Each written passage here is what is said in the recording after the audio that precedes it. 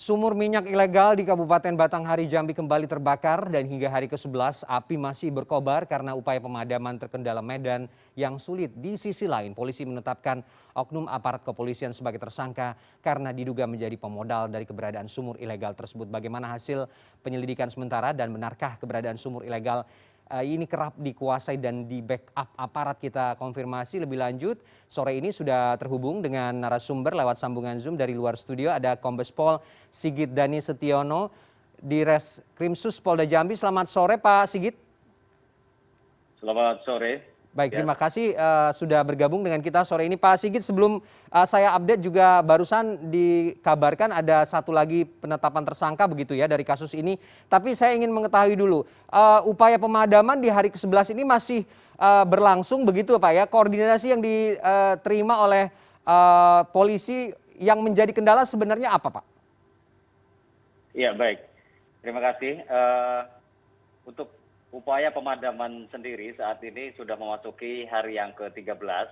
Oke. Dan sampai dengan hari ini kita terus melakukan upaya-upaya mitigasi dan terus terjadi progres di sana, mulai dari persiapan pengamanan lokasi, kemudian melakukan perimeter, melakukan upaya-upaya persiapan pembangunan sarana prasarana seperti umbung yang digunakan untuk persiapan air yang digunakan untuk pemadaman, dan tentunya juga berkoordinasi dengan seluruh stakeholders termasuk SKK Migas, Pertamina, pemerintah Kabupaten Batanghari, juga termasuk dari pemerintahan Sumatera Selatan tadi pagi juga sudah hadir karena titik api ini berada tepat sekali pada perbatasan antara Provinsi Jambi dan Provinsi Sumatera Selatan. Dan kami sampaikan juga bahwa kendala yang kami hadapi saat ini lebih kepada kendala medan, di mana alat yang akan digunakan secara khusus oleh tim Pertamina ini berbentuk kendaraan yang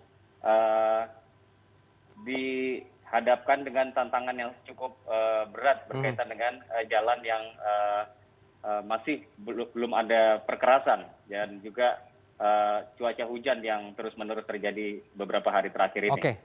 Oke, baik Pak Sigit, kita bicara soal sumur ilegal ini kan memang operasionalnya sudah cukup lama begitu ya, dan hampir setiap tahun mengalami kebakaran hebat. Yang menjadi sorotan publik juga bagaimana keterlibatan oknum aparat kepolisian Pak yang diduga ini menjadi pemodal dan juga beberapa menjadi backup begitu ya untuk keberadaan sumur ilegal ini. Hasil penyelidikan sementara bagaimana Pak Sigit? UJ yang juga baru ditangkap statusnya seperti apa? Iya, jadi kami sampaikan perkembangan proses hukum terhadap kasus ini. Pertama, kasus ini telah dinaikkan dari proses penyelidikan ke tahap penyidikan, dan kami telah menetapkan 2 orang tersangka.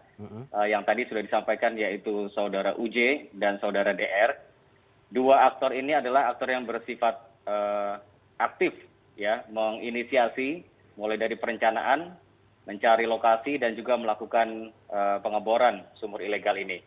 Dan sampai dengan saat ini masih saudara DR yang kita tetapkan sebagai tersangka dan berindikasi memang sebagai pemodal yang berlatar belakang oknum dari anggota Polri. Selebihnya kami masih terus mengembangkan.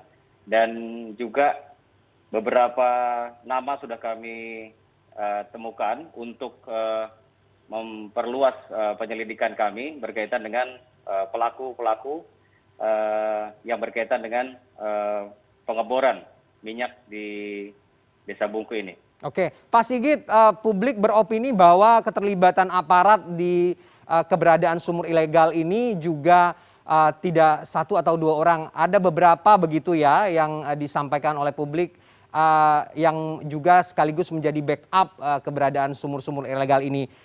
Lalu juga ada tudingan beberapa pejabat daerah juga ikut terlibat begitu. Apakah kemudian pengembangan dan penyidikan kasus ini akan sampai ke ranah itu? Iya, tentunya proses penyidikan kita akan terus berkembang. Namun demikian semenjak tahun 2020 sampai dengan hari ini kita sudah banyak melakukan kegiatan penegakan hukum.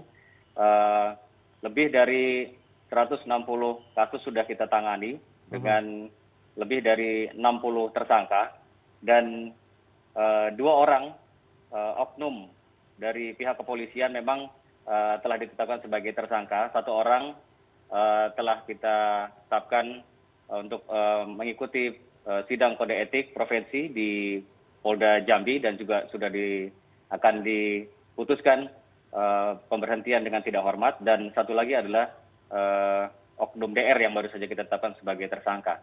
Berkaitan dengan hal tersebut tentunya kita berharap ini tidak berhenti dan menjadi tanggung jawab seluruh pihak, baik itu pemerintah daerah, kemudian juga masyarakat dan dunia usaha untuk bersama-sama dengan kepolisian tidak saja melakukan penegakan hukum tapi mencari solusi permanen. Oke, Pak Sigit, ini terakhir ya. Kita tahu bahwa kebakaran kali ini nih sudah sering kali terjadi ya, seperti yang tadi saya sampaikan, ada korban jiwa bahkan. Apakah kemudian akan ada rekomendasi dan juga duduk bersama atau diskusi yang lebih alot begitu dengan semua pihak untuk menutup kawasan tambang minyak ilegal ini secara permanen, Pak, dan tentu saja juga mengungkap siapa saja pihak-pihak yang terlibat dalam bisnis ilegal ini? Iya, baik. Kami informasikan kepada pemirsa sekalian bahwa upaya yang dilakukan oleh Provinsi Jambi dengan seluruh stakeholder termasuk di tingkat pusat di Kementerian SDM di Dirjen Migas saat ini sedang menggodok sebuah peraturan yang justru akan menjadi upaya kita mencari solusi permanen di mana pemberdayaan masyarakat dalam pengelolaan minyak ini bisa dilakukan secara lebih legal dan juga mendapatkan pendampingan berkaitan dengan teknis dan juga keamanan, keselamatan, serta keberlangsungan lingkungan hidup.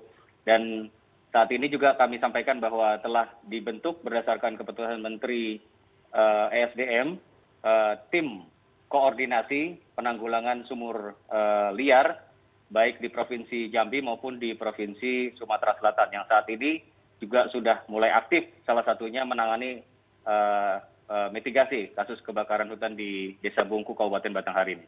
Oke, baik, kita tunggu bagaimana hasilnya, Pak, dan semoga tidak ada lagi kejadian-kejadian serupa di kemudian hari dan juga ada tindak lanjut dan proses hukum bagi pihak-pihak yang memang melakukan aksi perusakan di sana. Terima kasih, Kombes Pol Sigit Dani Setiono, Direskrimsus Polda Jambi.